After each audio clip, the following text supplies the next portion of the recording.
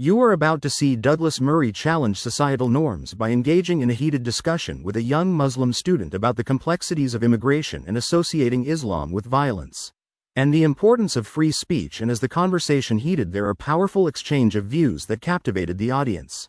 It is not Europe that has failed its Muslims. It is Islam that has failed Europe. I'd argue Islam has failed its Muslims. Thank you. British female, I love this country and I give this country. Now you're calling me a problem. I don't think I am. I think you are. Second point is, as a Muslim female, okay, my parents might not let me go somewhere late at night because people are racist to me. They tell me to go back home and they hurt me. I got hit by 2 white guys and they laughed at me because I'm a Scafi, okay?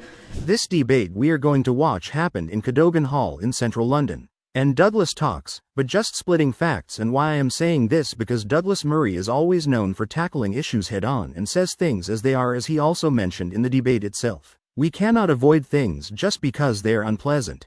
We need to be frank about it, and we cannot avoid things just because they are unpleasant. First, Douglas started with addressing one of the speakers, Mohammed Tariq, statements where he states in his opening statement that the perceptionized people are associating Islam with violence. If you listen to what is said in the European countries, the perception is very bad. 75%, for example, French people are associating Islam with violence. The perception is that Islam is a problem and that Muslims are creating problems. They are not really perceived at home in Europe. Every single European society has its own debates, its own controversies around the Muslim presence. Upon which Douglas reacted, he agreed with the fact that Islam is associated with violence. And we do also believe, and if not so, then I have a genuine question. If Islam is a religion of peace, then why is it that every major terrorist organization we hear about is connected to Islam instead of any other religion? And Douglas Murray will also agreed with my words, as he stated. Tariq says that Europeans associate Islam with violence. There is some truth in that. There is also a very obvious reason for that, which is that Islam is associated with violence. It was not Buddhists who flew planes into the Twin Towers. It was not Hindus or Jews that blew up the London Underground in buses a few years ago. And that simple fact has to be acknowledged if you're even going to start a dialogue. Douglas highlights the rapid and unprecedented migration of Muslims to Europe, describing it as one of the fastest in human history. He also talks about the challenges faced by European societies that have struggled to integrate the large influx of Muslim immigrants, and that this has led to significant societal challenges. I'd argue that Europe has done not too badly, considering the circumstances. In the middle of the last century, there was an almost negligible Muslim presence in Europe. At the turn of the 21st, in Western Europe alone, there were 15 to 17 million Muslims. That's a very fast migration, ladies and gentlemen, one of the fastest in human history. And for the challenges he put. And no society would find it easy to deal with that kind of migration. As it happens, certainly Muslims coming to live in Britain and in Western Europe enjoy more rights and better rights, among them freedom of worship, than they do in any Islamic country in the earth here today. We do have a problem. We have a problem when the failures of Islam throughout the world, the failures of all Islamic societies, come here into Britain. Their intolerance of freedom of conscience, their intolerance of apostates, their intolerance of freedom of expression and freedom of speech, their intolerance of minorities, other religious minorities, sexual minorities. Murray believes that Muslims in Europe enjoy more rights and freedoms, particularly in terms of worship, than they do in many Islamic countries. However, he contends that the failures of Islamic societies, such as intolerance towards freedom of conscience and expression, have been imported into Europe, leading to societal tensions. He also emphasizes why only Islamic societies teach about hatred of other minor societies. That only Islamic societies and mosques in this country are places which teach and preach hatred of other minorities. Every single week in this country,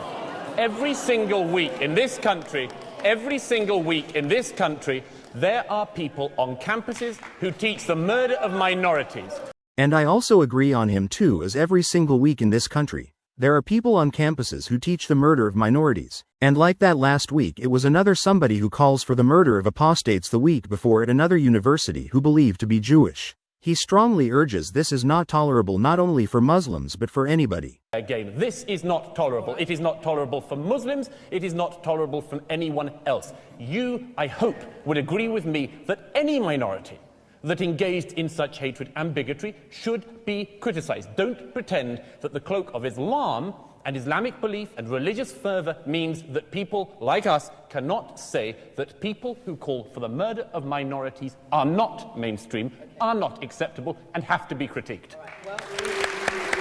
Now let's go back to the debate where the young lady wearing a headscarf from the audience panel shared her personal experience with racism. But first, she said something which is very proactive in the way by claiming Douglas Murray as the problem. I'm a British female. I love this country and I give this country. Now you're calling me a problem. I don't think I am. I think you are. Second point is... Then she demanded an answer. She spoke about being attacked and called derogatory names because of her headscarf, highlighting the prejudice she faces daily.